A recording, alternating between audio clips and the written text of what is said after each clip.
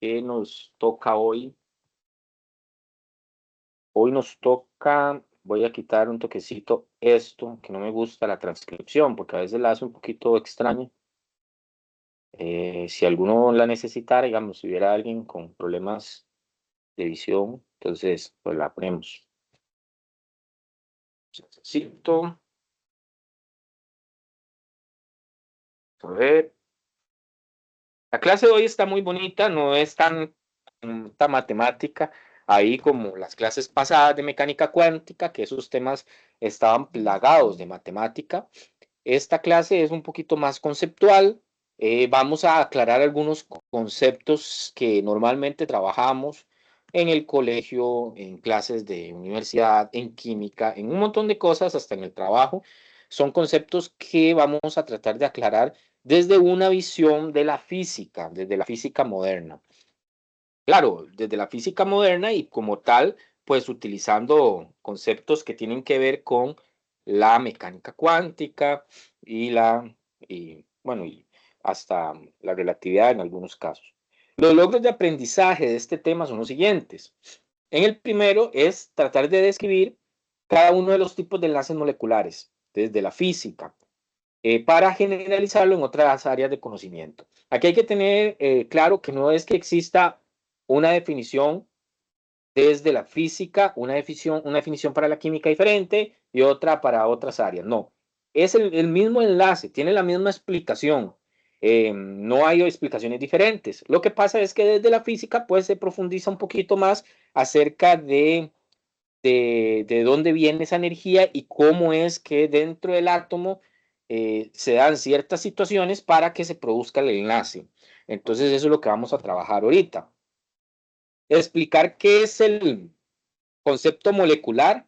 Nosotros vimos concepto del espectro atómico.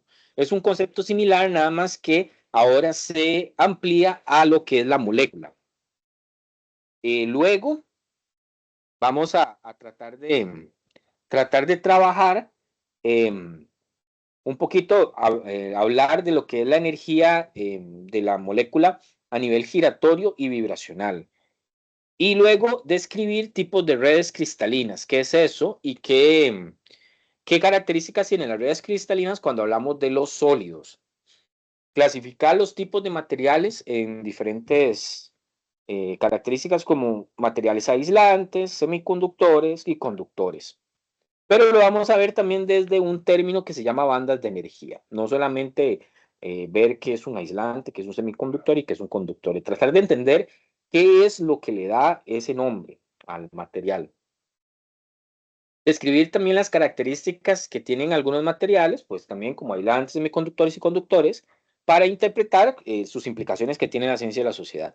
Y vamos a hablar al final un poquito del concepto de superconductividad y cómo es usado en la tecnología hoy en día. Entonces es como lo que vamos a tratar de hablar hoy. Entonces, más que todo, una clase de teoría va a ser como una especie de charla y ojalá sea una charla participativa donde ustedes también puedan intervenir y poder hablar también de lo que han visto de esto o dónde lo han percibido en diferentes ámbitos, como la tecnología o qué sé yo, en la tecnología que ustedes utilizan hoy en día, celulares, computadoras, cómo lo han vivido ustedes cada uno de estos conceptos. Entonces vamos a iniciar.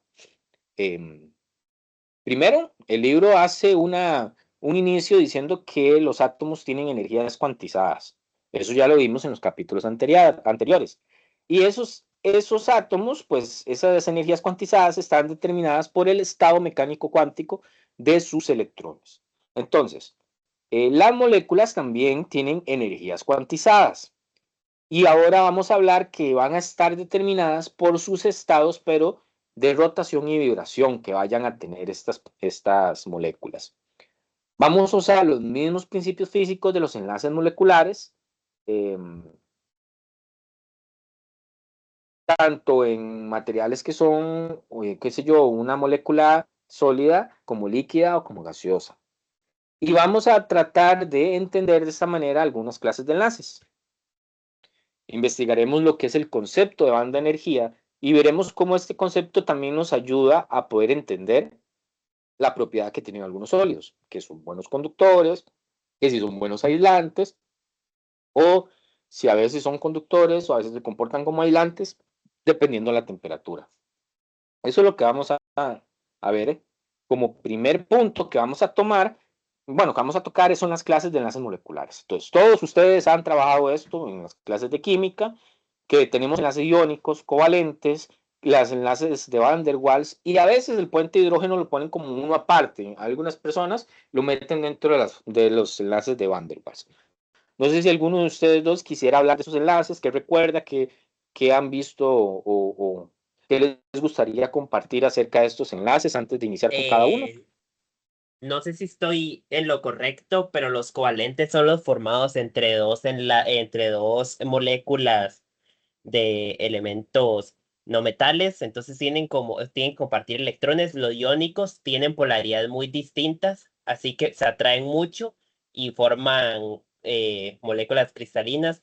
Los de hidrógeno son enlaces de atracción entre el hidrógeno y otras moléculas como el oxígeno, y las de Van der Waals son dependientes de la masa de una misma materia, de un mismo tipo de molécula, digamos. Sí. Ajá, sí, sí, sí, por ahí anda, A mí me claro. encanta la química, de Ajá, hecho me encanta este sí. capítulo.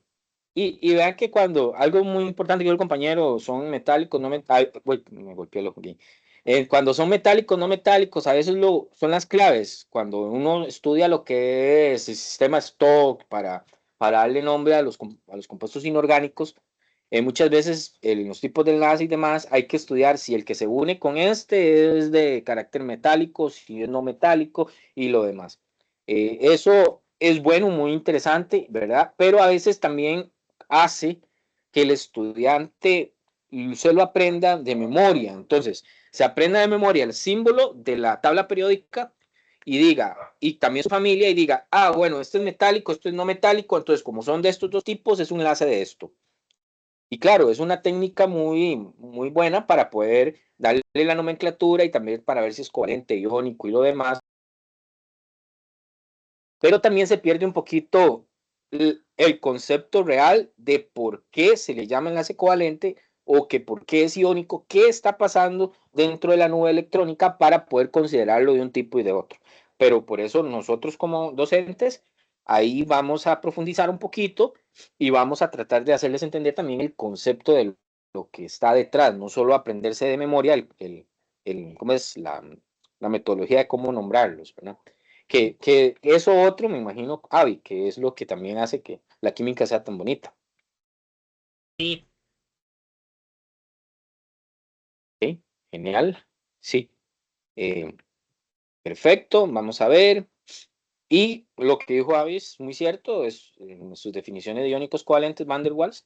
Vamos a empezar con el enlace iónico. En el enlace iónico, pues tenemos lo siguiente. Vamos a decir, un enlace iónico, si queremos definirlo súper rápido, decimos, es cuando un átomo tiene carga positiva o negativa y se unen y ya, como el sodio y el cloro. Es una interacción entre átomos que les vamos a llamar ionizados. Un toquecito para poner el láser acá. Aquí está. Es un enlace iónico, entonces son átomos ionizados. Son ionizados, pero que tienen carga opuesta. Entonces, el ejemplo más conocido es la sal, el cloruro de sodio, donde el sodio queda positivo, el cloro negativo. Entonces, ¿qué es lo que está pasando? El átomo de sodio cede su único electrón. El sodio tiene un electrón ahí que puede ceder, que está en el estado cuántico 3s. Y lo que hace es cederle al cloro ese electrón y llena su vacante en la capa 3p, el cloro. Entonces, el cloro se llena en la capa 3p. Al quitar el electrón 3s a un átomo de sodio neutro, vea lo que se requiere de energía. En ese proceso, el cloro le quita un electrón al sodio que estaba en la capa 3s y requiere 5,138 electronvolts. Esta energía que requirió hacer ese proceso se le va a llamar energía de ionización y o tiene otro nombre que es potencial de ionización del sodio. Entonces, el átomo neutro del cloro puede atraer un electrón adicional en la vacante de su subcapa 3p. Entonces, la capa 3p se llena, y puede atraer uno más. Entonces, ese electrón queda apantallado en forma incompleta por los demás electrones y entonces es atraído hacia el núcleo. Esto es un ejemplo de lo que sucede cuando hay un enlace iónico, ¿verdad? Hay una característica importante cuando hay un enlace iónico, es esta última que les puse aquí, cuando los dos iones con carga opuesta se acercan por su atracción mutua, la magnitud de su energía potencial negativa se determina por la cercanía a la que puede llegar. Entonces, los dos iones se acercan por una atracción mutua y que lo que va a definir esa energía potencial negativa es por qué tan cerca pueden estar, ¿verdad? Entonces, acá, pues, entre más sea la nube electrónica más grande, pues van a poder acercarse menos y demás. Ok, aquí en esta imagen que van a encontrar en el libro, más bien se ve cómo varía la energía potencial de dos iones con cargas opuestas grandes. Entonces, lo que trata de mostrarles es que esa energía potencial es proporcional a esto, a 1 sobre R. Entonces, entre mayor sea la distancia, menor es la energía potencial que hay, la interacción entre ellas. Entonces, si un ion tiene los dos, un enlace iónico está muy unido, la energía potencial de ese ion, que se llama energía potencial negativa, va a ser muy grande, porque es proporcional a 1 entre R. El caso más común que conocemos, pues, es el cloruro de sodio, la sal de mesa, donde vemos acá en una estructura más cristalina, que luego lo vamos a ver después que son estructuras cristalinas, vamos a tener un ion de sodio y un ion de cloro, un ion de sodio y un ion de cloro, siempre unidos. Unidos se refiere a una cierta distancia. Y vamos a hablar de que la cercanía que va a tener el sodio con el cloro, entonces también va a estar limitada por un principio, el que se vio en el capítulo pasado, que es el principio de exclusión de Pauli. Entonces, va a prohibir demasiado que los electrones en las nubes vayan a traslaparse, o sea, entonces van a estar a una cierta distancia. Ese principio de exclusión de Pauli va a hacer que se distorsionen las nubes de carga, donde las nubes donde van a estar la nube electrónica, y los iones no van a interaccionar como si fueran cargas puntuales. Entonces, va a haber también una repulsión. La energía potencial, bueno, ¿por qué? Porque si fueran cargas puntuales, los dos iones se van a acercar y se van a juntar juntos, así como dos pelotas que se pegan, ¿verdad? Van a haber atracción gravitatoria y se pegan. Un ejemplo. Pero como el principio de exclusión de Pauli no deja que los electrones se junten así en un mismo, tengan un mismo estado cuántico, entonces lo que va a tratar de hacer es que exista una cierta repulsión. Luego vamos a ver que como no se van a pegar juntos, posiblemente dos electrones puedan ocupar un mismo estado cuántico, pero con un spin diferente. Entonces ya con eso no es el mismo estado cuántico con todas las variables que vimos el capítulo anterior iguales. Entonces, eh, lo, lo menos que la separación que va a tener el ion sodio y cloro, vea que es más o menos de 0,24 nanómetros, pero van a haber otros enlaces iónicos, entre otros iones, que van a tener diferentes separaciones. Bueno, eso es como la imagen acá, como una representación. Ahí tengo que corregir, ahí disculpen esa pregunta que no la cambié, ahí después se la corrijo antes de subirle la presentación. Ok. ¿Alguna pregunta con este enlace iónico? ¿Queda claro más o menos qué es lo que está pasando en el enlace iónico? Sí. Sí. Ok. Ahora, en el covalente pasa algo diferente. Entonces, hay una participación un poco más igualitaria. ¿Verdad? Que en el iónico, realmente ahí el que está jugándosela, no se lo vieron, es el cloro. Es el que se la está jugando donde le agarra un electrón al sodio, luego hay un electrón que está apantallado, entonces le cabe un electrón más en la capa 3p y entonces queda con un negativo. pero en el covalente la participación es de los dos. El enlace covalente más sencillo que podemos encontrar en la naturaleza es la molécula de hidrógeno. Un H2, un N2, todos son enlaces covalentes. El hidrógeno, pero ¿por qué es el más sencillo? Bueno, porque es primero el átomo más sencillo, porque convierte, bueno, entonces al unirse va a convertir a una molécula diatómica con 2 protones y 2 electrones. Eh, los átomos van a estar separados, como vemos aquí en la imagen A. Normalmente los átomos de hidrógeno individuales no interactúan entre sí,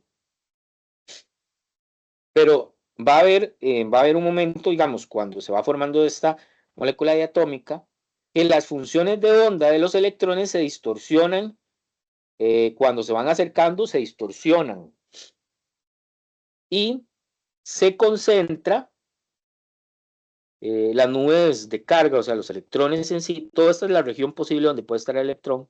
Los electrones se concentran en medio, en esta parte de acá.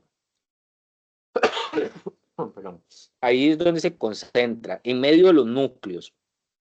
Ahí. Y esa nueva función de onda, que de hecho es una función de onda un poco diferente, eh, que ahorita vamos a hablar cómo se llama esa función de onda, hace que, ¿cómo es? Que la interacción sea atractiva, entre esos pares de electrones, pero cada uno de los átomos fue el que contribuyó con uno. Esa nube de carga se va a concentrar acá, y un requisito que tiene que haber, porque vea que a la nube de carga aquí estar concentrada, uno pensaría que el electrón se puede juntar con otro electrón o pegar o golpearse entre sí, pero por el principio de exclusión de Pauli, uno de ellos va a tener un spin, un medio, y otro va a tener un spin menos un medio.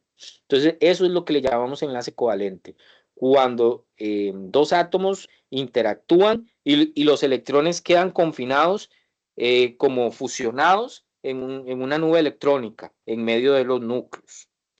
No sé si queda un poco claro esto y la diferencia con el iónico. Sí, sí, sí, claro, Sí. profesor. Ahí. Sí, De hecho, me Entonces, gusta esta así, forma, perdón. ajá, me gusta dime. esta forma, me escuchas ahí, Ujú. me gusta mucho esta forma de Sí, explicación, porque es diferente a lo que usualmente uno ve en química. sí.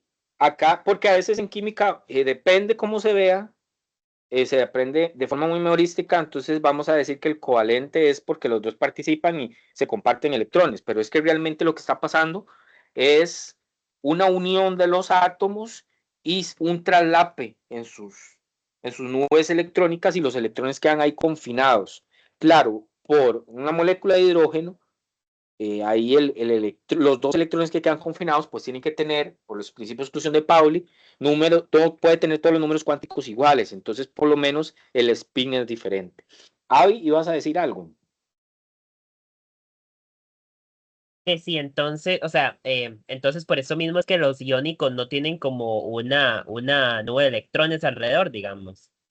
O Correcto, sea, sí. porque suelen estar más como, digamos así, juntos y no se comparten ambos, nada más jala el electrón y ya. Exacto, es una interacción iónica, ¿verdad? Ujú. Porque uno tiene una carga positiva y el otro tiene una carga negativa, pero esa carga positiva no representa que tenga más protones, ¿verdad? Que sea cargado positivamente significa que ese átomo tenía un electrón por ahí en una nube electrónica, en una capa superficial, un electrón que era muy sensible, y llega otro átomo, tal vez tenga una capa superficial con más electrones, y se chupe ese electrón, como que lo atrapa. Y entonces, es esa diferencia de carga, pues los hace no unirse, no como en este caso que sí hay un traslape, ¿verdad? Sino que más bien, como vimos en el caso de la sal, se unen, a una separación de 24 nanómetros. Entonces hay una separación ahí, no es como que estén juntos, ¿verdad? ¿Ok? Tipos de enlace covalente. Vamos a ver, aquí en la imagen podemos ver uno muy común en la química orgánica, que es el átomo de carbono. Vean que el átomo de carbono, las formas tetraedras y todo lo demás, viene más o menos a representar esa nube de posibilidades donde pueden estar los electrones. Entonces, no es solo hacer dibujitos por hacerlos, la figura tetraedra, pues esa región donde hay un traslape, donde se está dando eso que vimos en el hidrógeno, en la molécula diatómica del hidrógeno. Entonces, un átomo con varios electrones en su capa más externa puede formar varios enlaces covalentes. El enlazamiento de los átomos de carbono y hidrógeno son los que tienen más importancia en la química orgánica. Por eso se hacen todas esas figuritas en la química orgánica de los tetraedros, de no sé, no recuerdo, la figura angular plana y todas las demás. En la molécula de metano, el átomo de carbono está en el centro del tetraedro regular, con un átomo de hidrógeno en cada vértice, ¿verdad? Como si fuera una pirámide. El átomo de carbono tiene 4 electrones en su capa L y cada uno de ellos forma un enlace covalente con uno de los 4 átomos de hidrógeno. Entonces lo que está pasando realmente en una molécula de metano es que este hidrógeno está teniendo un enlace covalente con un hidrógeno del carbono y aquí en medio pues tenemos 2 electrones eh, que posiblemente estén en un mismo estado cuántico pero con un orbital, perdón, con un spin distinto. Un chancecito. Ok. ¿Se entiende más o menos hasta el momento? Sí. Ok. Y debido al papel que juega el principio de exclusión, los enlaces covalentes es lo que hace que se haga muy direccional esto. Entonces, y que la figura geométrica pues sea de esta manera. Eso tiene que ver mucho el principio de exclusión de Pauli. Entonces, en la molécula de metano, la función de onda no es una sola para toda la molécula, es, es una función de onda de cada uno de los 4 electrones de valencia. Entonces, es una combinación de las funciones de onda 2s, 2p, y a esa combinación junta, ahora sí le vamos a llamar función de onda híbrida. Entonces, vamos a tener una función de onda acá, una acá. Bueno, eso va a depender en la capa donde está sucediendo ese enlace covalente. Y toda la integración de todas esas funciones de ondas, pues me va a dar la función de onda híbrida, ¿verdad? La distribución de probabilidad de cada uno tiene un lóbulo que es este, que es el que sobresale en el vértice del tetraedro. Entonces, cuando hacemos un arreglo de este tipo, vamos a poder entender un poco cómo se da ese traslape de funciones de onda para los pares de electrones y minimiza su energía potencial de repulsión. Por eso es que se ponen en esas posiciones para minimizar su energía potencial de repulsión. No sé si ¿se recuerdan que química orgánica a veces, depende de la molécula, se habla mucho de la forma que tiene y cómo se ubica en otro lugar por, qué sé yo, por su geometría, para no estorbar con otra figura geométrica. Entonces hay que fijarse mucho, es que no recuerdo cómo le llaman en química orgánica a eso, pero eso viene de esto, ¿verdad? Porque son enlaces covalentes. Entonces, la figura se adapta dependiendo para que no haya un traslape, bueno, y por el principio de exclusión de Pauli, y para que exista eso con cada par de electrón. Y por eso es que se dan pares de electrones, ¿verdad? Uno con uno, uno con uno, uno con uno. Y en la orgánica ustedes han visto que es un electrón con un electrón. No es un electrón con 2 electrones, ¿verdad? Es por esto. ¿Se entiende? Ahora sí, enlace covalente. Sí. Ok, genial. Ahora, un ejemplo de enlace covalente. Bueno, el agua es un ejemplo. Ahí se dan enlaces covalentes. No significa que una molécula solo van a haber enlaces covalentes, van a haber de un montón de tipos por ahí. Pero más que todo en la naturaleza en sí, vamos a ver el enlace covalente y el enlace iónico. En los iónicos y covalentes van a representar 2 extremos en el enlazamiento molecular. Entonces, lo que les digo, los 2 extremos de todos los enlaces moleculares son el iónico y el covalente. pero no va a haber una división definida entre ambos. A menudo hay una transferencia parcial de uno o más electrones de uno a otro átomo. El resultado es que muchas moléculas que tienen átomos distintos tienen momentos dipolares eléctricos. Entonces, a veces esas aparece un momento dipolar o desaparece, y eso puede que aparezca un enlace por ahí de vez en cuando. Eh, Cuando eso pasa, digamos que hay momentos dipolares eléctricos con una distribución de carga positiva en un extremo y de carga negativa en el otro, a eso se le llamaban las moléculas polares. No sé si recuerdan, una molécula polar. Entonces es la capacidad que por ahí aparezca un negativo y por ahí un positivo, entonces eso permita que exista un enlace. Las moléculas de agua tienen momentos dipolares eléctricos muy grandes, entonces son los responsables muchas veces de la constante dieléctrica eh, que tiene el agua, que es excepcionalmente grande. Y un montón de propiedades que tiene el agua también. Ya que es H2O. El oxígeno tiene muchos electrones por ahí, y cuando el oxígeno con el hidrógeno se unen, es una molécula polar muy, muy importante en la naturaleza. Ahora sí, ya vimos más o menos el iónico, el covalente. También existe otro tipo de enlace que se le llaman los enlaces de Van der Waals. Ahí a veces entra lo que es la dispersión de London y el dipolo-dipolo. No sé si recuerdan algo de esto, quisieran comentar de este tipo de enlace.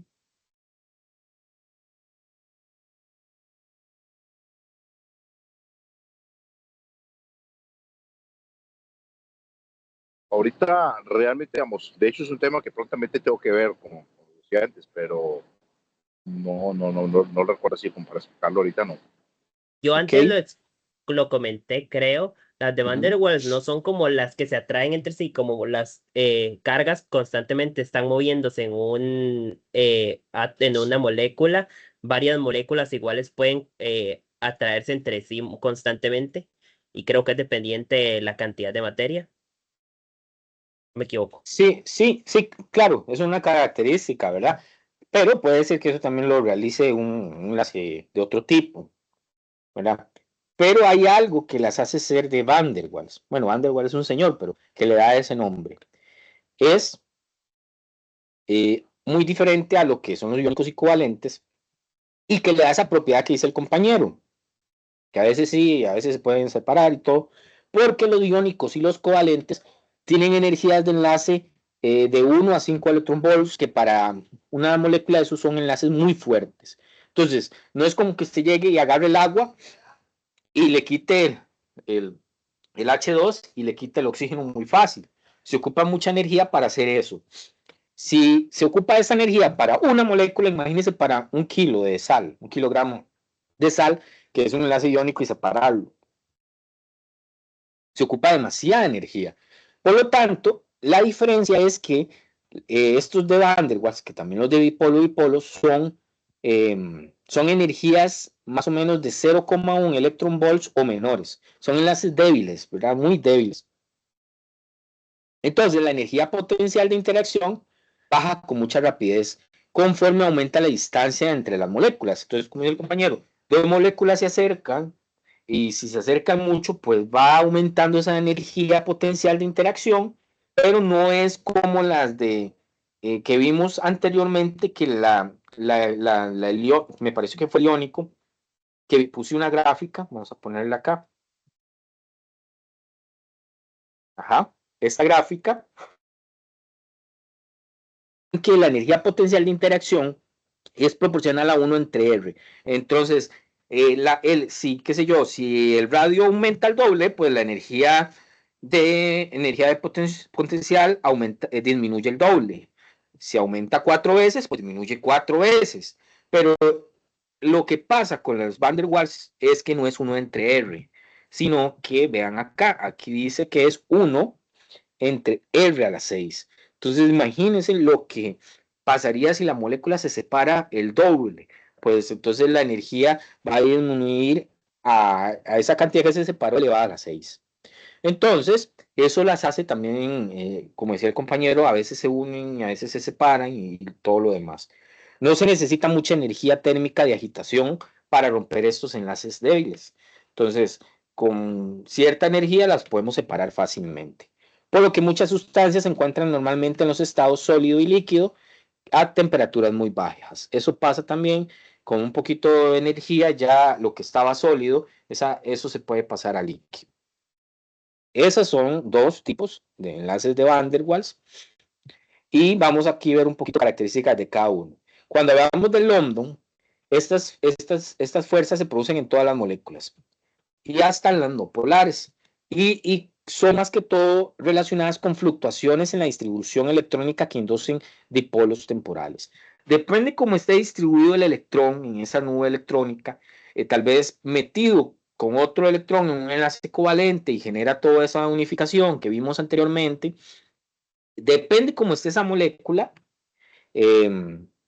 fluctúa y esa fluctuación me genera a un dipolo que es de temporal. ¿Se acuerdan que era un dipolo? Dipolo es una carga positiva y negativa que vimos cuando vimos carga eléctrica en física 3. Entonces aparece una carga negativa y una positiva temporal y eso hace que se cree una atracción entre las moléculas. Entonces, el enlace de Van der Waals es como que si apareciera un enlace iónico por ahí, pero entre moléculas, no entre átomo con átomo, sino como un enlace iónico por ahí, pero temporal. Y eso va a depender también mucho de la distancia entre las moléculas. Entonces, ocurre entre moléculas el otro, el dipolo-dipolo, ese va a ocurrir entre moléculas polares, que tienen dipolos permanentes. Entonces, hay otras moléculas polares, por ejemplo, el agua, esos tienen dipolos permanentes. Entonces, a veces aparece otra molécula y se da una atracción entre el extremo positivo de una molécula y el extremo negativo de otra. Entonces, a eso es lo que crea la interacción. Entonces, vean la diferencia entre las dos. Como las dos juntas, como fuerzas de Van der Waals o enlaces de Van der Waals, se les llama así y se sitúan ahí porque son, ya vimos, porque son energías muy bajas, de 0,1 electronvolts o menos de interacción. Y se pueden dividir en dos, dispersión de London, cuando son, dependiendo la configuración electrónica, aparece una fluctuación de un dipolo y eso hace que hayan uniones, pero con dipolos temporales. Y el dipolo-dipolo es cuando la molécula tiene un dipolo permanente y se une con otra molécula porque también tiene un extremo distinto. Entonces el extremo positivo y negativo se unifican, pero lógicamente, igual que la pasada, con energías de 0,1 electronvolts o menos. Queda claro el enlace de Van der Waals, por qué se separa de los otros dos y cómo se da la caracterización en estos dos más. No sé, me avisan, ¿tienen alguna pregunta? Tal vez para el No, claro. compañero. Ok, compañero que tiene que dar esto. Sí, sí. Es que, de hecho, ahorita el detalle que voy es que voy en carretera. Entonces voy escuchando la clase y percibiéndola por acá. Pero, Ok, perfecto. ahí es donde, sí, no participo mucho por eso. Ok, genial. Sí, es como un programa de esos de radio, ahí, así se le convierte en la clase.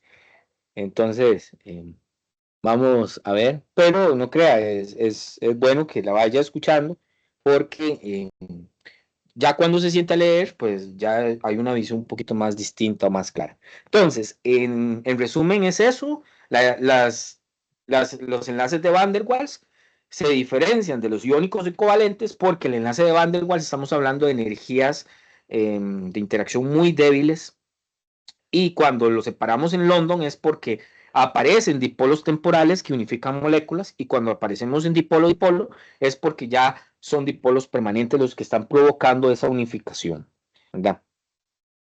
Ahora bien, ya podemos pasar con enlaces de Van der Waals y por eso mismo es que hay gente que los separa a los puentes de hidrógeno, los separa un poquito más porque son un poquito más estables esos enlaces. Ahora, los puentes de hidrógeno es una clase de enlace débil también y se da normalmente en un hidrógeno. Sabemos que un hidrógeno H positivo lo que hace es que se interpone entre dos átomos, los va a polarizar y los atrae por medio de dipolos inducidos. Es una cosa extraña y que hace el hidrógeno. El enlace, este enlace es exclusivo de los compuestos que contienen hidrógeno. Lógicamente, por ahí viene su nombre. Solo el hidrógeno, eso es importante, solo el hidrógeno tiene un estado simplemente ionizado donde no hay una nube de más de electrones. El hidrógeno solo tiene una nube de electrones porque solo tiene un electrón, a menos, bueno, hay otros hidrógenos como el deuteromio, ¿cómo se llama este otro? El Deuterio. deuterio, sí, perdón, ya le estaba diciendo otro. El deuterio, que, ¿verdad? Y el Que es un tritio, me poquito... imagino.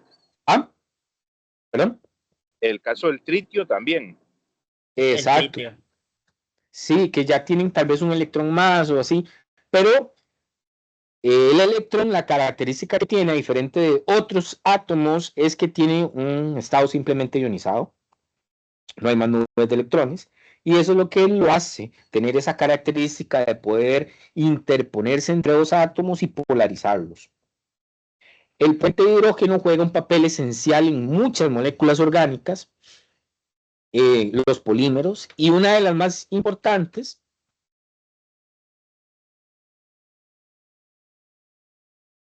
el ADN. La misma estructura que tiene el ADN se la da pues los puentes de hidrógeno.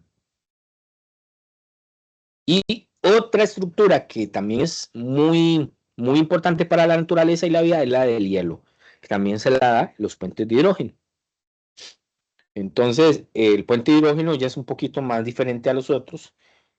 Sí se da esa aparición de un dipolo inducido, bueno, de un dipolo, pero en este caso no es como la dispersión de London, donde es un dipolo temporal que se creó por fluctuaciones, sino que aquí lo indució el hidrógeno. Y no un hidrógeno normal, sino un hidrógeno H más. Ok, vamos a ver. Ahora, ya hablamos de estos enlaces, sabemos que entonces las moléculas están unidas por enlaces covalentes e iónicos y también por fuerzas de Van der Waals o por puentes de hidrógeno. Cuando hablamos de moléculas, también las podemos analizar como se analizaron los átomos. ¿Se acuerdan que un átomo se podía generar una banda con líneas y eso me podía decir cuántos electrones tenía más o menos, si hay un paso de un electrón de un nivel a otro? La molécula se le puede estudiar su espectro, pero el espectro de la molécula lo que me va a indicar son los niveles de energía de dos cosas que hace una molécula: vibrar y girar.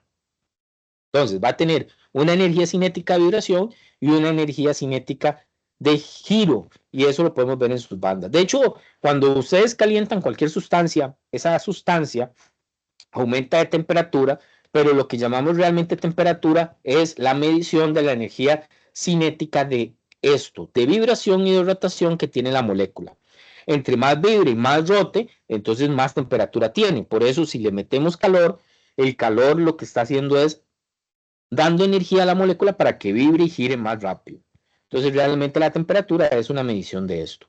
Si tratamos de llevar una molécula al 0 kelvins, conforme se va acercando al 0 kelvins, la vibración y el giro de la molécula se va reduciendo casi a cero. Y se reduce tanto, pues que llega a un estado de la materia un poquito distinto.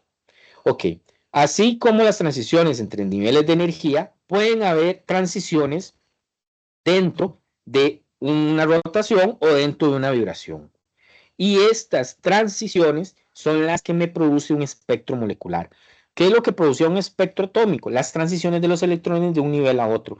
En una molécula, lo que me produce un espectro molecular es la transición de un nivel energético de rotación a otro o un nivel de giro de uno a otro.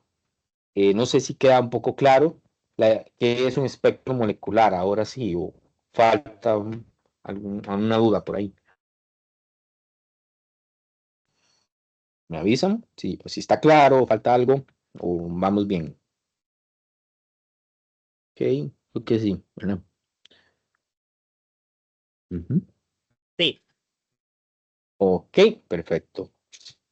Ok, aquí ya empieza entonces un poquito la física para poder analizar eso.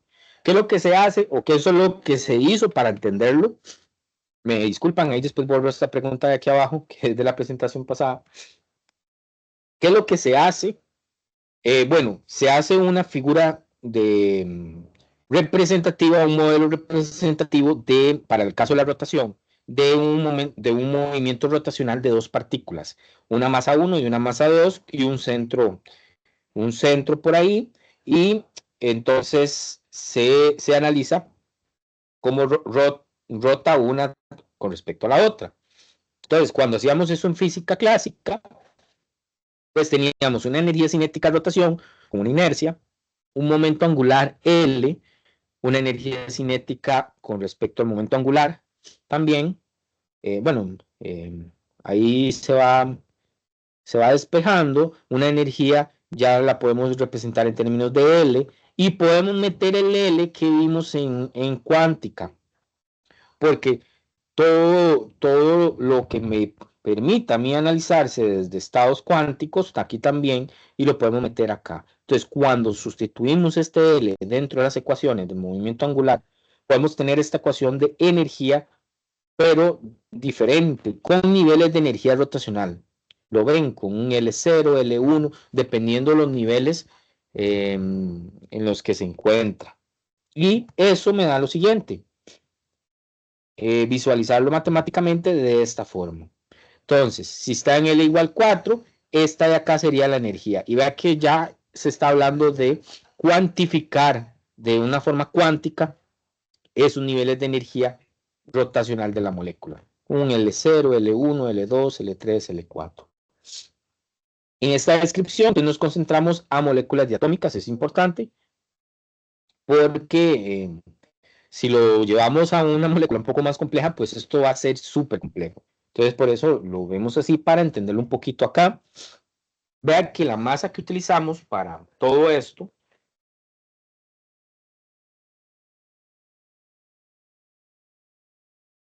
es la masa reducida de las dos moléculas, porque estamos analizando una diatómica, puede ser un H2, un N2. Y el momento de inercia de la molécula diatómica, pues va a ser este. Entonces, aquí estaría la masa reducida. Y vean que si hubiera sido una molécula más compleja, pues poder obtener la masa reducida va a ser más complejo. Y no solo podemos obtener los niveles de energía de rotación de una molécula, sino también los de vibración. ¿Y cómo se hace para poder entender la energía de vibración? Pues se imagina la molécula diatómica como un resorte.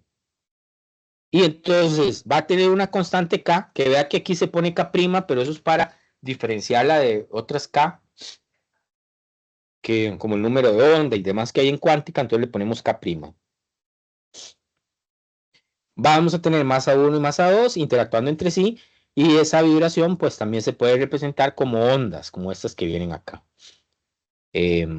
Ok, las moléculas no son completamente rígidas y por eso es que se utiliza un modelo de resorte. ¿Cómo se representaría matemáticamente? Aquí estaría. Lo que tiene que ver son los n's y la frecuencia angular por acá, y ahí se sustituye W como K entre M, la masa reducida es importante. Y estos serían los niveles energéticos de vibración. Pero la molécula tiene tanto vibración como rotación. Y estos niveles juntos se pueden mezclar y es lo que me tira el espectro de banda molecular común, estos de acá. ¿Se acuerdan que en el espectro atómico se obtenían ecuaciones similares de energía y eran las energías que se representaban en el espectro? Pues aquí también se hace y se combina la rotación y la vibración para darnos estos niveles energéticos, dependiendo las características, con esta ecuación completa de acá. Y lo que veríamos en el espectro banda sería esto, cuando intentamos analizarlo en una molécula. ¿Alguna pregunta hasta el momento? No sé, me avisan ahí. De momento bien, de momento bien. Un poco ¿Ok? confuso, pero bien. Sí, claro, eso es un poco confuso, pero no lo vamos a trabajar matemáticamente, pero sí quisiera que vean que el espectro, porque eso se lo van a topar en algún momento, y si alguien trabaja en algún laboratorio, pues va a tener que hacer un espectro de una molécula, analizar su espectro. Eso viene de la cuántica, de cuantificar los niveles energéticos dependiendo el número n y l. Ajá. Y esto sería lo que nos tira un Momento, así espectro de funciona la banda. espectrofotometría. La espectrofotometría. Como cuando se utilizan como láseres o tipo de cosas para analizar qué material tiene usted. Es que alguna vez llevo un curso de química analítica y creo que es básicamente esto. Sí, porque en la espectrofotometría, ¿no?, lo que hacen es medir la cantidad de luz que absorbe o transmite una sustancia en función Ah, de su longitud de onda. Entonces, sí, más o menos por ahí anda y qué sé yo, pero lógicamente y no se parte desde la ecuación de cero, sino que ya los mismos aparatos pues traen eso ya incluido para dar resultados un poquito más, menos, ¿cómo es? Menos complejos. Porque aquí, digamos, hay dos tipos de espectroscopía, que está la rotacional y la vibracional. Y digamos, en lo que es la rotacional, se centra en transiciones en niveles de energía rotacional de las moléculas. Entonces lo hacen desde la región de microondas. No saben si las microondas, por eso también los microondas de la casa eh, se sí. meten dentro de la molécula y generan esas cosas. Entonces, cuando se hace esto en la rotacional, habría que ver cuál fue la que se usó y bueno, hay muchos tipos. En la rotacional se usan gases, porque los gases tienen una libertad de rotación y eso se puede medir fácilmente, ¿verdad? No vamos a hacerle una espectroscopía rotacional a un bloque de una roca, muy complicado. Y lo que nos permite a veces encontrar momentos de inercia, longitudes de enlace, barreras de rotación interna y otras cosas. En la vibracional, entonces podemos estudiar la vibración de la molécula y se usa ya luz infrarroja, un ejemplo, como la infrarroja, y se mide más que todo la dispersión de la luz cuando vibra molecularmente. Entonces, sirve como para identificar identificación de compuestos. Entonces, tal vez lo que se hizo en el curso y en parte también es, es espectroscopía rotacional para identificar un compuesto o estudiar la naturaleza de un enlace químico, ¿verdad? Sí, Pero sí, por gracias. ahí va la cosa. Ujú. Ok. Ok. ¿Algún otro comentario de esto?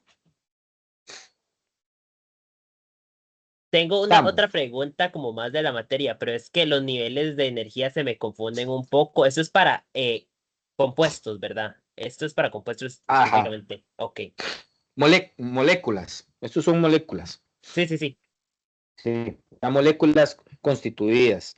Esto aquí usted puede llegar y meter la sal gaseosa y tirar una una espectros, pues, pucha, esa palabra es un poco, Sí, es un poco fea. sí, fea. Espectroscopía. Ah. Ajá. A un gas y se puede usar la rotacional y mirar más o menos cómo son los enlaces, qué sé yo. Pero digamos, la sal no la vamos a hacer gaseosa, se nos separa. Entonces, ya aquí, con esto pasado, ya más o menos eh, vimos varias cositas de cuáles son los enlaces, tipos de enlaces y cómo se analiza esos enlaces desde los niveles de energía rotacional y vibracional. Tenemos que entender más que todo también la estructura de los sólidos, cómo es la estructura de un sólido y también de los líquidos a veces, que es lo que se llama materia condensada. Hay mucha gente que trabaja y se enfoca toda la vida solo en materia condensada. Físicos, químicos, que toda su vida trabajan solo en eso. Entonces, el término materia condensada, cuando lo escuchen en algún momento, lo que hace es una inclusión de sólidos como líquidos y también sólidos, o sea, los dos sólidos como líquidos, o sea, esos dos estados de la materia. aquí no se va a estudiar un gas porque no tiene estas propiedades que vamos a ver. Las interacciones entre ambos tipos, como sólidos y líquidos, son muy fuertes. Entonces, son tan fuertes que comunican o forman un volumen definido en el material que cambia relativamente si usted le hace un esfuerzo, digamos, dependiendo el material. Pero tienen una forma más definida que no lo tiene un gas, que el gas más bien anda por ahí libre y demás. En la materia condensada, los átomos adyacentes se atraen entre sí y entonces como se van atrayendo y atrayendo, generan pues un bloque o algo de ese tipo de materia. Y comienzan a traslaparse en forma importante sus nubes de carga electrónica externas y se van pegando y pegando. Y las distancias entre los átomos adyacentes de la materia condensada hace que empiecen a aparecerse de 0,1 a 0,5 nanómetros, o sea, átomo con átomo, átomo con átomo ahí adyacente. Un ejemplo de un sólido es el cloruro de sodio, que es la sal de mesa que tenemos acá en la imagen. Y entonces, la forma de analizarlos o estudiar a los sólidos es en algo que se llaman redes y estructuras cristalinas. Cuando hablamos de una red cristalina, es un patrón repetitivo de puntos matemáticos que se va a prolongar en el espacio. Vamos a ver más o menos que existen en la naturaleza 14 tipos generales de estos patrones. Pues no los vamos a ver todos porque son muchos, pero en esta imagen más o menos le muestro 5 patrones muy comunes, que uno es cúbica simple, que es cuando cada átomo se coloca en el borde como si fuera de un cubo. Luego tendríamos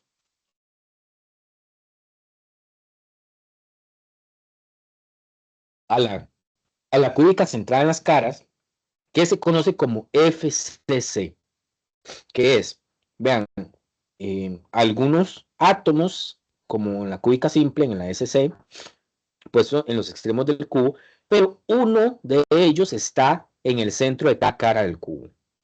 Por eso se llama cúbica centrada en las caras. Hay otra que se llama cúbica centrada en el cuerpo, que es un átomo formando un cubo, como si fuera una cúbica simple, pero hay un átomo en el puro centro del cubo aquí, en el interior del cubo. Luego hay otras más complejas, como la hexagonal compacto, y otra como la hexagonal compacta. Ah, bueno, no, es una visión superior de la hexagonal compacta. Bueno, y además de esas 4 hay un montón más. Entonces, esto es importante que se comprenda para diferenciar las diferentes estructuras cristalinas.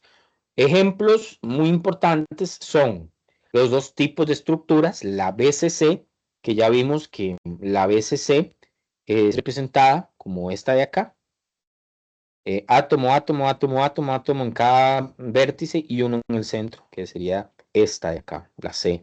Y la estructura FCC, que es esta de acá, es uno en cada extremo del cubo y uno en cada cara. Entonces se muestra de esta manera. Esas dos estructuras son muy comunes en la naturaleza.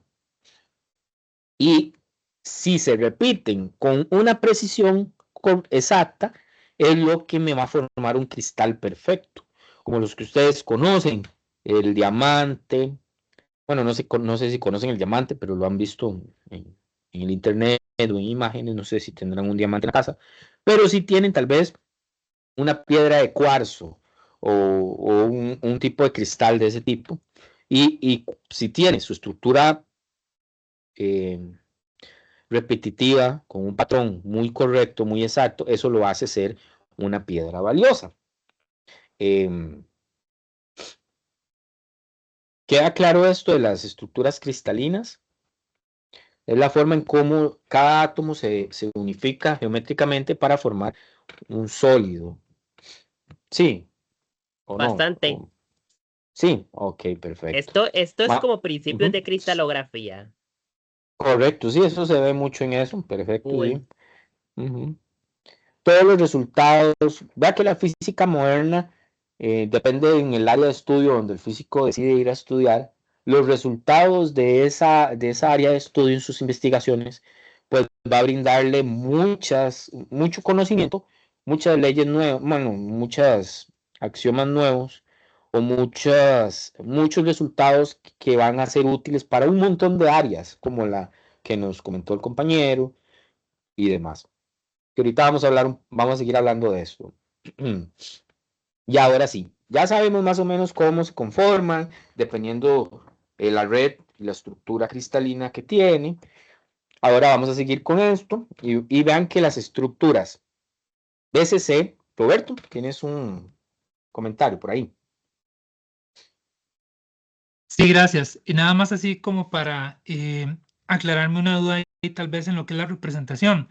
En ese caso, lo que son las líneas en esas estructuras cristalinas están representando la interacción, por así decirlo, vamos a ver, entre eh, electrónica o vamos a ver, de la nube electrónica entre los átomos. ¿Eso es lo que representan las líneas o es nada más por fines así ya de Ok. orden?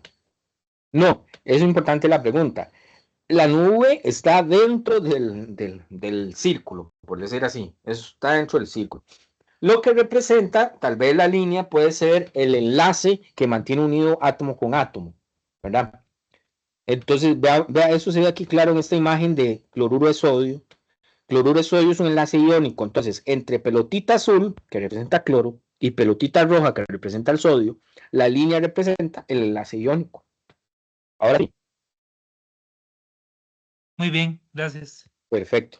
Y claro, si no lo queremos representar con esa línea, pues sería esta otra visión de esta imagen de arriba, donde tenemos la SCC, la BCC y la FCC. Las estructuras BCC y FCC son dos estructuras cristalinas simples y comunes, o sea, en la naturaleza están de forma muy común, o sea, se pueden encontrar. Cuando hablamos de metales alcalinos, estos tienen estructuras de este tipo, BCC. Una red BCC con una base de un átomo en cada punto de red. Esto es muy común entonces de metales alcalinos. ¿Qué va a definir qué estructura tengo y qué estructura no? Pues ya lo vimos, el átomo que está unificándose. Cada átomo en una estructura BCC tiene 8 vecinos más próximos. Y en una estructura FCC no son 8, sino son 12 vecinos más, porque vamos a tener el del vértice y también el de la cara. Y el ejemplo que hablábamos acá en esta imagen de los iones de sodio y de cloro forman más o menos una estructura FCC. Entonces, o sea, Pero, los cloros están formando una FCC. No sé si lo ven acá. Voy a ver si lo puedo ver. Este azul, este azul, este azul y este azul y este azul, este con este y este. O sea, ahí dentro hay un traslape de dos figuras FCC y el rojo sería este y este. Este y este. O sea, hay un traslape de dos figuras FCC, una de sodio y una de cloro, que me forman una estructura cristalina uniforme. Sí, eso es lo que va a pasar, un ejemplo con el cuarzo. El cuarzo no es tan simple como esos ejemplos moraditos de acá, que representa solo, qué sé yo, un bloque de cobre, un bloque de aluminio, que solo es un elemento. En el cuarzo normalmente es óxido de silicio. Entonces, se traslapa el óxido del silicio formando una figura geométrica. Eh, ¿Sí se entiende? sí, Ok. profe, entonces se Ujú. necesita más de una molécula de cloruro de sodio para hacer un cristal. Claro, hay un montón. Aquí solo hay una. Bueno, sí, en la representación. Bueno, sí, se ocupa más, claro. Ok, Porque entonces, si ¿qué no estructura tendríamos tendría si solo estuviera algo así. individual? Ujú. No, están todas unidas, juntas, formando un cristal. Ok, Vamos a ver. Vamos a ver, sigamos. Que vean lo importante, los cristales, entonces ocupamos varios ahí que estén formando una figura.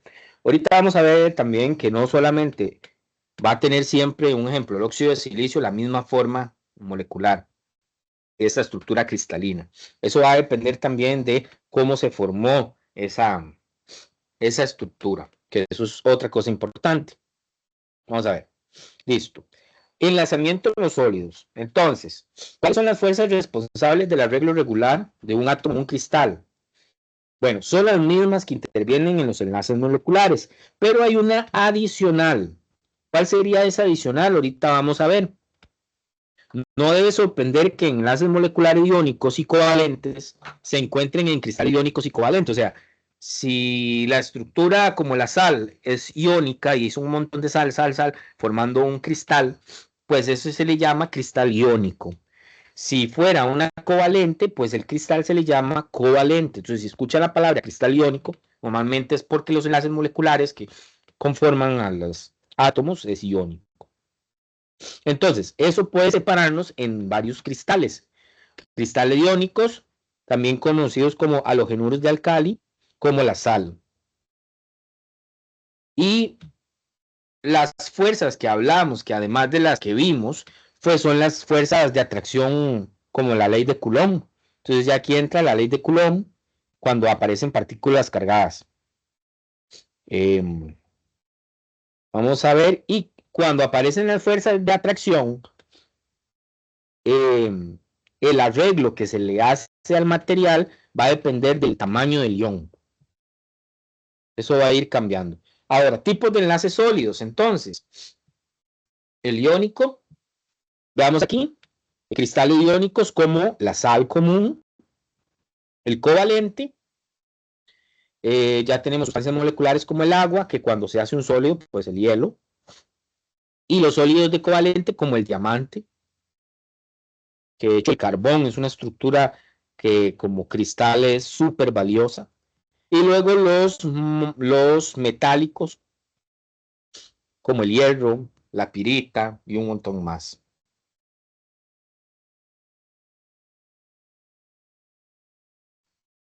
Estos serían los tres tipos de enlaces: iónico, covalente y aquí tenía que poner metálico, ahí después lo cambio para subírselas. Que molecular es un tipo de covalente. Ok. Estamos. Tipos de enlaces, vamos a ir viendo uno por uno. Ahora, antes de entrar a esto, bueno, no lo vamos a ir viendo uno por uno, pero si vamos, antes de entrar a esto, más o menos ver su forma, hay unos cristales que se le llaman amorfos. Los cristales amorfos normalmente son llamados o sólidos amorfos o vidrios. No tienen un orden estructural regular o periódico a nivel atómico. Vean, esta imagen de acá representa un óxido de silicio, o sea, un cuarzo. Vean la estructura. No es regular, es por acá forma algo, por el otro lado algo distinto. No tiene un orden, un patrón definido como si lo tiene el cuarzo. Sin embargo, está hecho de lo mismo, de óxido de silicio. Igual que el cuarzo de óxido de silicio, pero con una estructura diferente.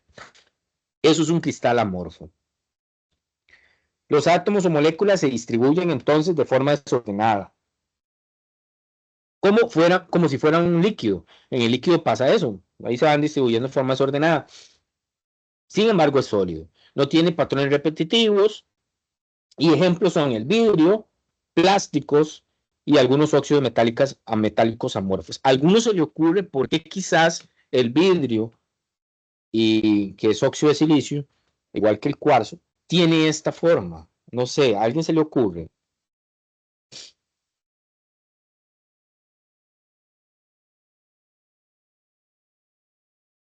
No sé. No es debido a la manera en que es hecho. Correcto. Tiene que ver con la manera que es hecho. El proceso de realización del vidrio es muy rápido. ¿Cuánto le toma a una piedra de cuarzo hacerse en la naturaleza? Muchos años. Entonces, al vidrio, al hacerse de manera tan rápida, como no le da el suficiente tiempo de generar una estructura cristalina adecuada.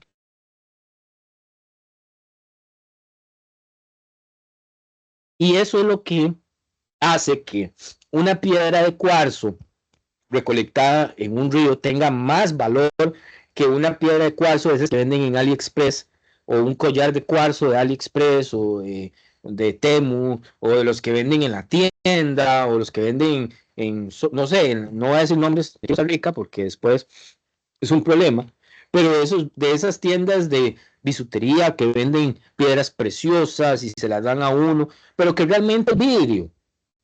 Esa es la diferencia que tiene a un cuarzo real, a un cuarzo obtenido de un río, de una cueva, ¿me entienden? O una simulación de todos estos tipos de vetas. Esa es la diferencia, que si se logra observar la estructura, pues su estructura es amorfa. Y en el cristalino no sucede, vean aquí este ejemplo acá, que es un cuarzo, que también es óxido de silicio, es el cuarzo.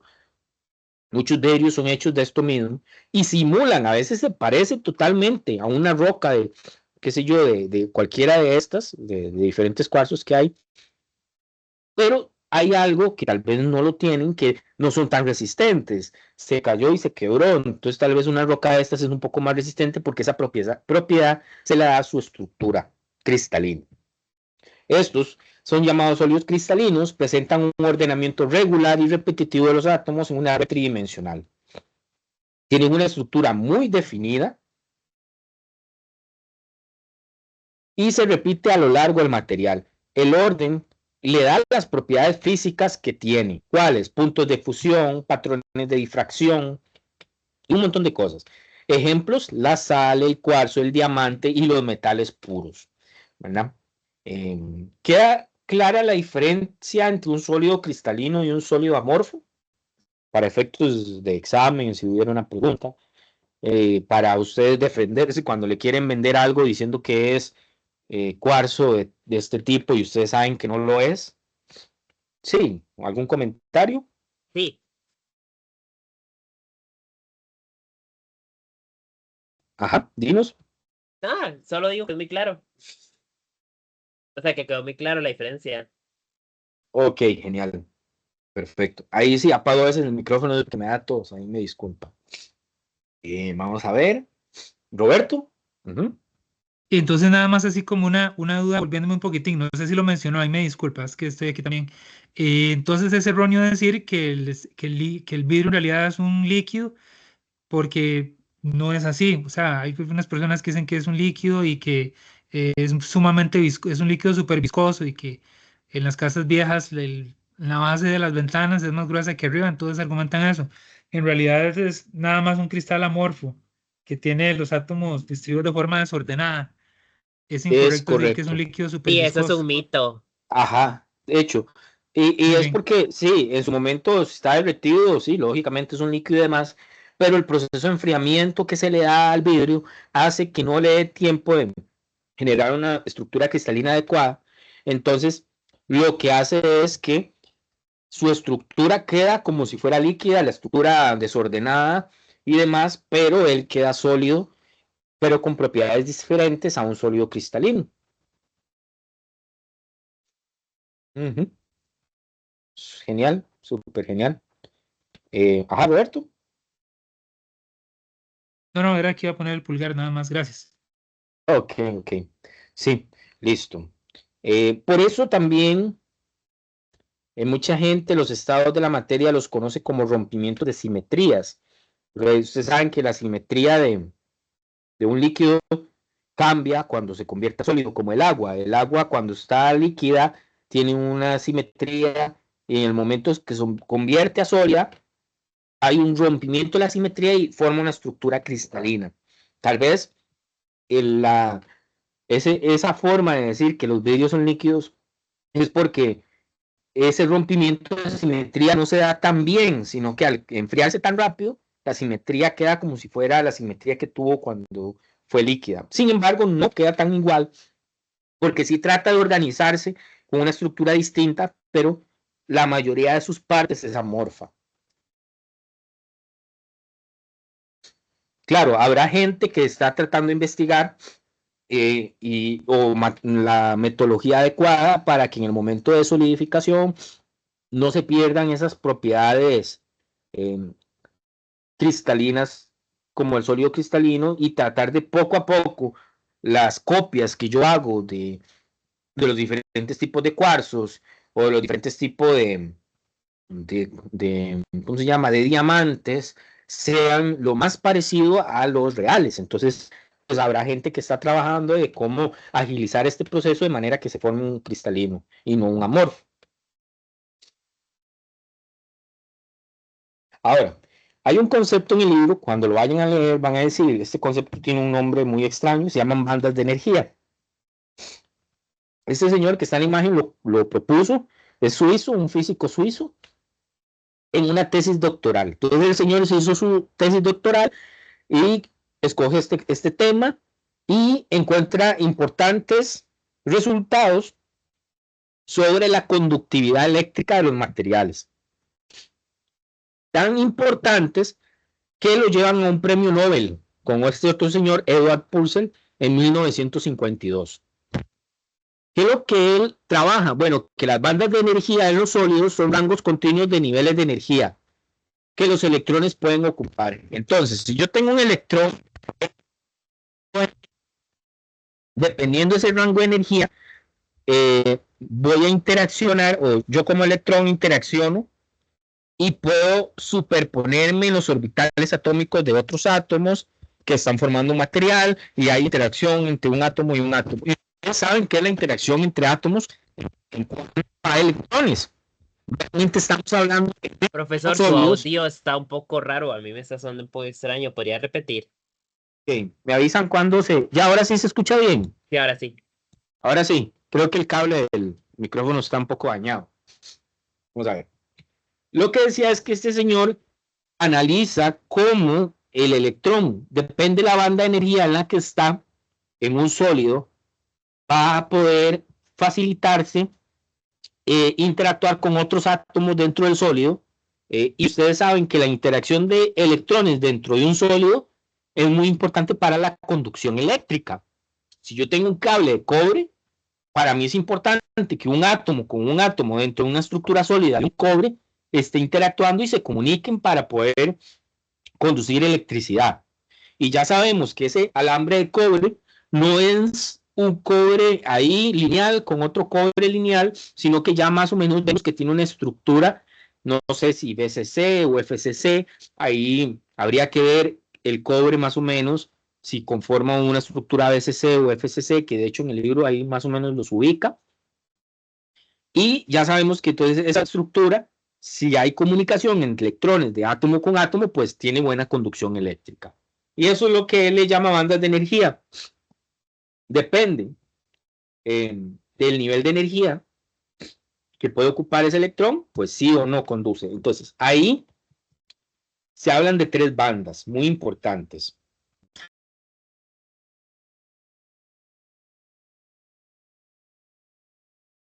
La primera banda se le llama bandas de valencia. Esa es la más alta. Esta banda, los electrones de esta banda están totalmente ligados al material.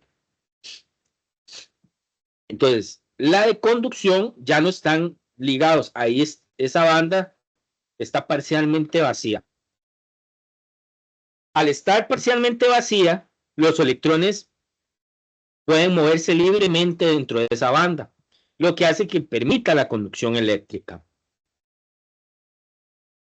Entonces, está vacía, no es como la banda de valencia, donde en esa banda todos los electrones que están ahí están totalmente llenas, lo que hace que no le permite a un electrón entrar por ahí, porque ya está lleno. En la de conducción, como está vacía esa banda, entonces el electrón entra ahí y le permite entrar y luego pasarse a otra banda de conducción y viajar por ahí. Luego hay una banda que se llama banda prohibida gap, que es una región donde no existen estados permitidos para que el electrón esté ahí, pero el tamaño ¿cómo es? de la estructura cristalina del sólido es el que me va a indicar si se puede o no se puede. Entonces, si usted agarra y lo hace en un tamaño bien pequeñito, puede que haga que eso se convierta en un semiconductor. Pero si es grande, pues lo convertimos en un aislante. Más o menos, estas son las tres bandas. Ahora, vamos a ir viendo cómo interactúan con diferentes tipos de materiales. Un ejemplo, las bandas de valencia. El silicio, un ejemplo, se le conoce como un semiconductor, porque la banda de valencia está llena solo a temperaturas bajas. Entonces, a temperaturas bajas no es conductor, a temperaturas altas sí es conductor. Entonces, a veces es conductor, a veces no. En un aislante como el diamante, la banda de valencia está completamente llena. Entonces, lo que lo hace ser muy alejado de un conductor. Y en metales, la banda de valencia puede solaparse con la de conducción. Y entonces no hay banda de valencia, por decir así. Solo vamos a tener acá una banda vacía. Entonces los hace muy fácil para poder conducir metales. Vamos con la de conducción. En un metal como el cobre, la banda de conducción está parcialmente llena, lo que lo hace un excelente conductor. Entonces, él tiene una banda de conducción, perfecto. En un semiconductor está vacía a 0 kelvins, pero a temperatura ambiente algunos electrones la ocupan.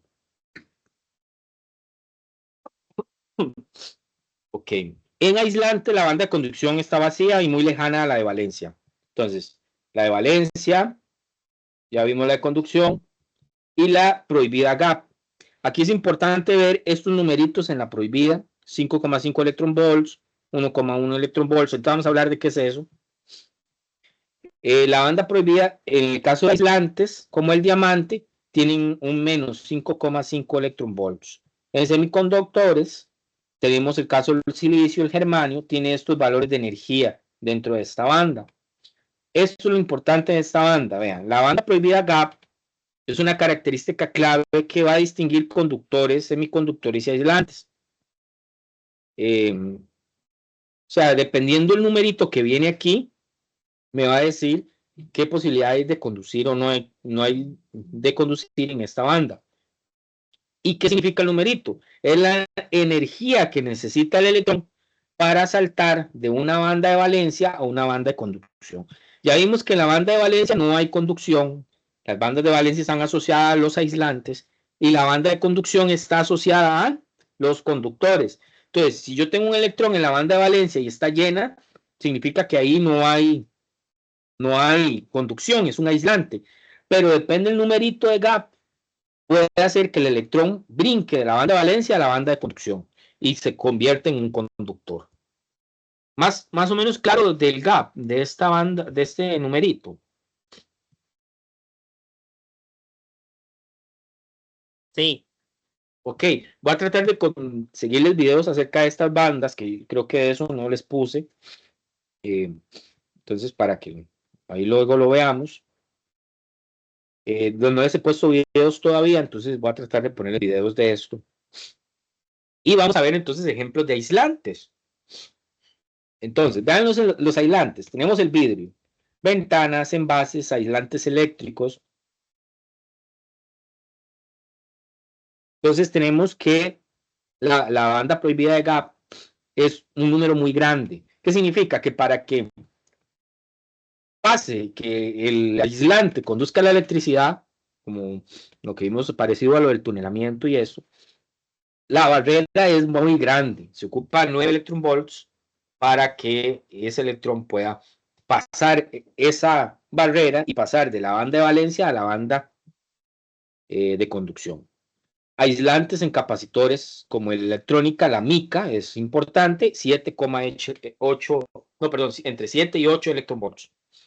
Ya otros con gap un poquito más bajos está el diamante, los plásticos, la cerámica, el azufre, los óxidos y la madera seca. Ya que la madera es variable, banda grande, pero depende de la humedad. Si una madera está húmeda, entonces ya el gap cambia. Entonces no tiene un gap estable porque va a depender qué humedad tiene. Y la madera en cualquier lugar va a depender del entorno. Si es un lugar de tropical seco, tropical húmedo, todo eso va a generar diferentes valores de gap. Si amaneció soleado, si llovió. Entonces eso es un aislante, pero moderado. Esos son los ejemplos de aislantes. Por eso era importante la gap para medir su capacidad de pasar de la capa de valencia, perdón, de la banda de valencia a la banda de conducción. Ejemplos de conductores. Vean que los conductores no tienen un número de gap porque las bandas, como dijimos antes, se solapan. La banda de valencia y la banda de conducción solo hay una misma banda. Entonces no tenemos necesidad de que los electrones pasen de la de valencia a la conductora.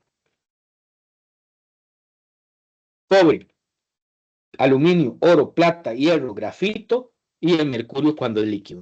Todos esos son conductores. Aquí más o menos viene el uso común, ya que el cobre lo usamos en cables eléctricos, circuitos. Ante la televisión, la mayoría de cable era en cable coaxial. Es un cable, un solo cable de cobre envuelto ahí con varios aislantes para que no entrara ruido. Ahora se está usando mucho la fibra óptica, pero ya la fibra óptica pues no es un material en sí que está conduciendo electricidad, sino es un conjunto de espejos que están conduciendo una luz.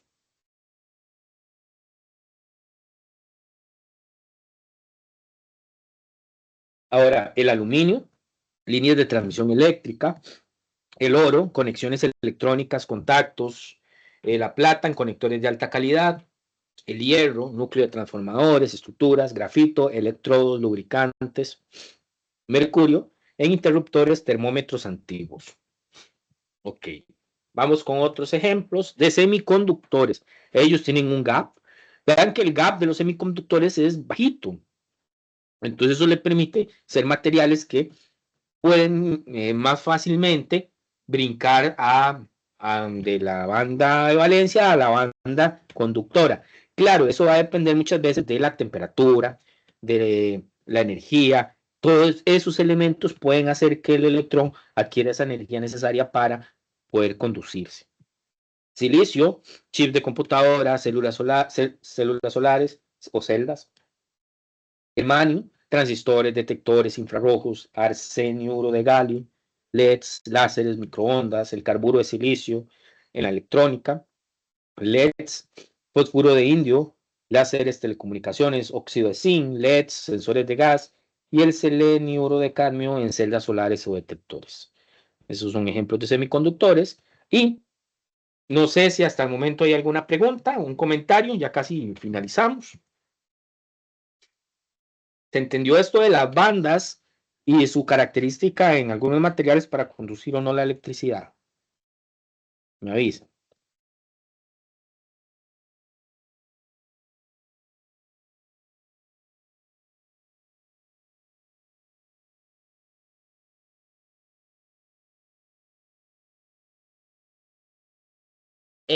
A mí no me quedó muy claro como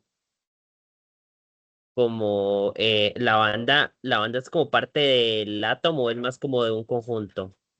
O sea, La como banda de, es un nivel, es como, vamos a ver, cómo podemos tal vez explicarlo de alguna manera. La banda viene siendo, eh, no sé, como eh, es para sólidos que se utiliza. No es como lo vimos en átomos solitos, individuales, pero es un continuo de niveles de energía en los que los electrones de un sólido pueden estar. Digamos, en un sólido los átomos están todos juntos, ¿verdad? Y los niveles energéticos de todos los átomos se superponen. Y esa superposición de todos los niveles energéticos de los átomos se le llaman bandas. Se le llaman bandas continuas. Entonces, si toda esa superposición de todos esos niveles energéticos del átomo en esa banda continua, esos electrones están situados en una banda conocida como banda de valencia, quiere decir que no pueden conducirse o no pueden compartirse entre sí. Los electrones están como confinados en un pozo de potencial con una barrera casi infinita, ¿verdad? Que eso sería un aislante. Me explico. Pero si los niveles energéticos de ese gran material están más bien confinados en una banda de conducción, el pozo de potencial casi que sería finito y pueden estar compartiéndose entre sí, lo que lo hace un buen conductor. Sí, más o menos. Sí, ahora me quedó mucho más claro. Ok. Entonces es como para un conjunto de moléculas y también es como es una manera de interpretarlo, o sea, es como un modelo. Sí, sí, claro, es como un modelo, pero sí hay un nivel energético. O sea, cuando hay ya sabemos que el átomo tiene diferentes niveles energéticos, pero cuando el átomo se une con otro átomo, pero no tanto a nivel molecular, sino a nivel sí, bueno, sí, puede ser molecular, pero no tan complejo. A nivel de sólido, entonces, cuando yo junto este montón de átomos, los niveles de energía se van a agrupar. Eh, Entonces, como son millones de átomos, yo ya no los puedo tratar como partículas discretas, sino como un continuo. Entonces, la banda quiere decir muchos estados de energía disponibles. Entonces, la de valencia está, por decir así, eh, es como cuando está muy lleno de electrones, por decir así, todos nubes, y no pueden compartirse entre sí, no hay espacios vacíos para que salten. Es como algo así. Entonces, a veces, dependiendo del material, pues solo tiene banda de conducción, o a veces tiene banda de conducción y banda de valencia, y hay posibilidad de que se muevan los electrones. Es un poco complejo, ¿verdad? Porque, sí, la explicación más compleja sería más matemática y es un poco difícil, ¿verdad? De hacer la analogía. Es como, una analogía sería como, una banda de valencia sería un carril lleno de autos que no se puede mover por el montón que hay. ¿Ves? Y una banda de conducción sería una carretera vacía con toda la posibilidad para que los electrones anden por todo lado. Sí, y una banda prohibida es como un muro que hay entre una intersección, digamos, la posibilidad que el carro pueda pasar a un lugar donde hay una calle libre o quedarse donde está lleno de electrones y no pueda moverse. Eso va a depender del átomo y cuando se unan todos juntos, cómo quedó esos electrones ahí. Si quedaron confinados ¿cómo es? En un montón de nubes llenas de electrones, esa es la banda de valencia. ¿Me explico? Más o menos. Sí, Ok.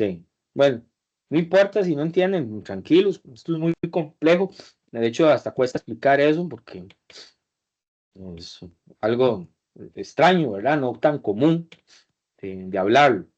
Ahora, el último término que quería compartir con ustedes es el término de la superconductividad.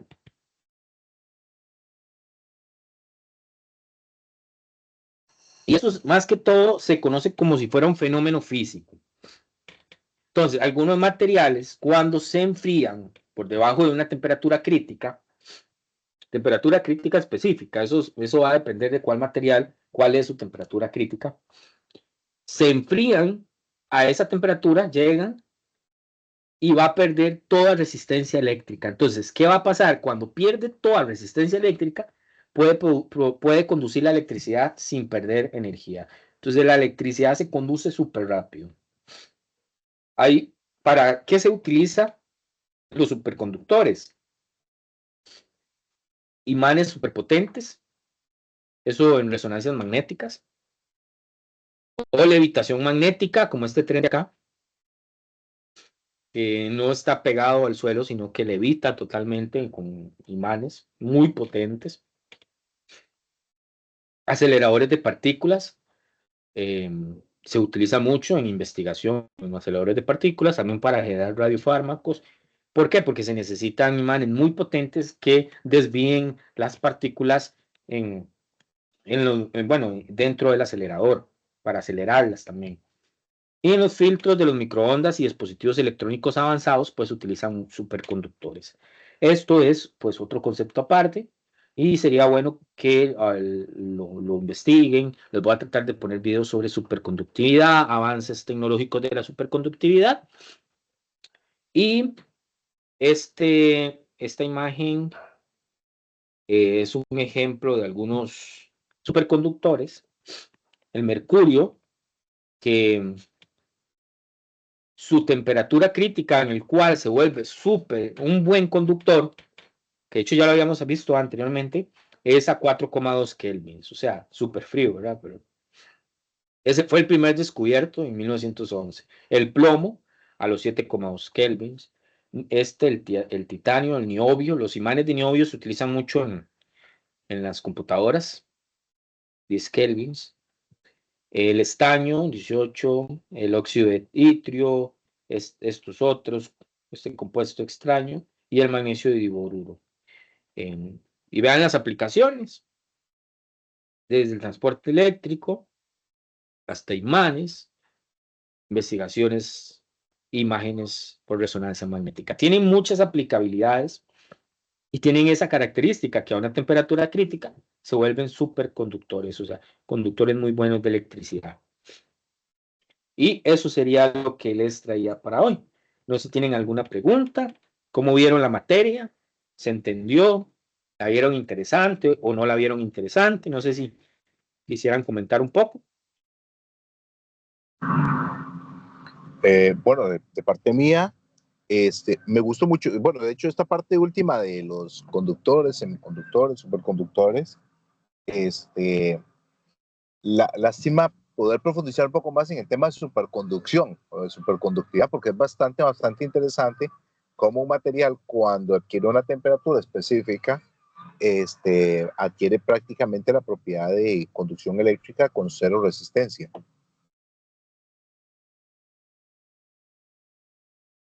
Sí, y vean que eso lo hace súper importante, porque en algunos momentos a veces ocupamos que algo conduzca y después no. Y hacerlo depende, se ocupa mucho espacio, porque necesitamos una resistencia, necesitamos algo que haga un corto para eliminar la electricidad, que ya pase o no pase, alguien que le dé, eh, que le diga al cortocircuito que se haga y que no se haga, y entonces se ocupa mucho espacio.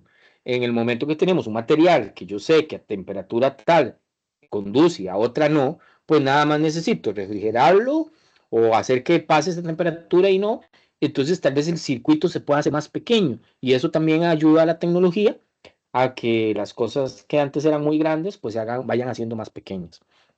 Que esa es la importancia también de todos estos materiales, reducir el tamaño, el costo de los materiales tecnológicos que tenemos. Y lo vamos viendo, porque imagínense antes esas computadoras del tamaño de un aula, y ahora ya ni tienen tamaño, o sea, lo que gasta tamaño es la pantalla.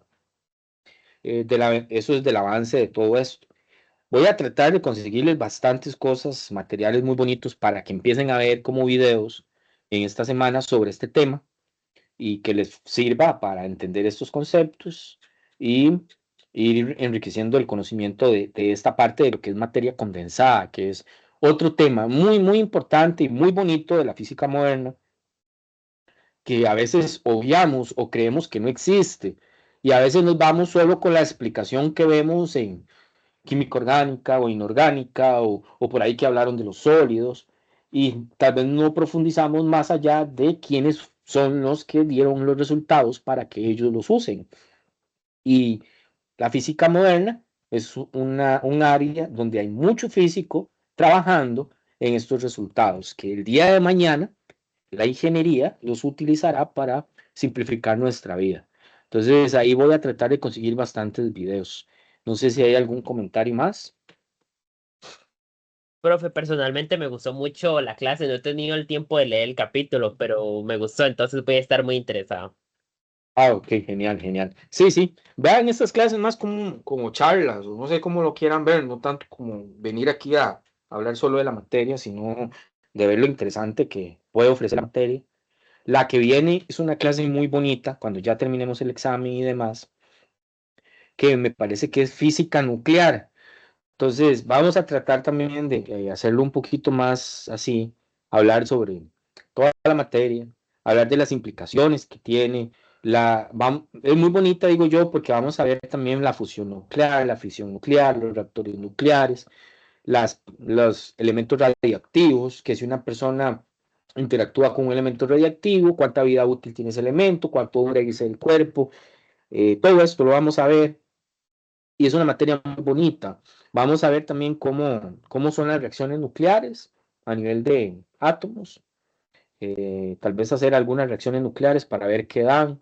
A veces lo que dan las reacciones nucleares son partículas alfa, gamma, después de que hace la interacción.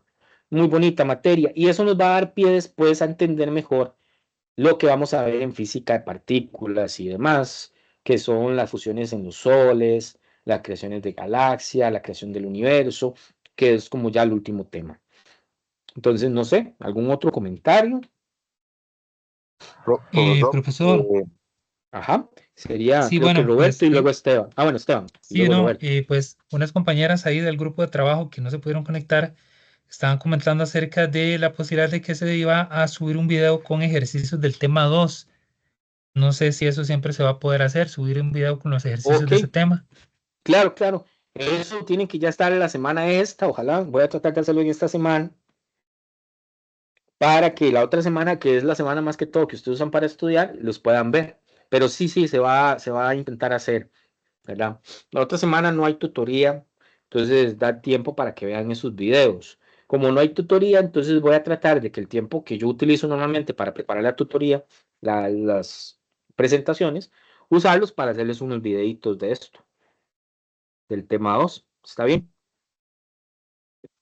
Muy bien, entonces nos veríamos en el examen prácticamente, creo.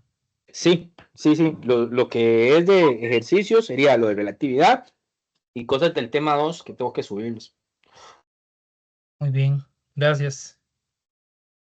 Ok, Esteban. ok, bueno, ahora que el compañero comenta lo del examen, el examen está para domingo, ¿verdad? Sí, una fecha y un solo horario, sí. Ok, es para programarme 20 de bien con julio. lo de la fecha. Sí. Ese examen Sería no de este tiene, domingo. no se puede justificar. Si ustedes no pueden, pues no pueden y ya. No es que van a perderlo, sí, va a perder el examen, pero el examen se trató de plantear entonces de que tuviera una prueba de reposición. Esa prueba de reposición se hace a final de cuatrimestre, no es una prueba que se tenga que hacer con nosotros.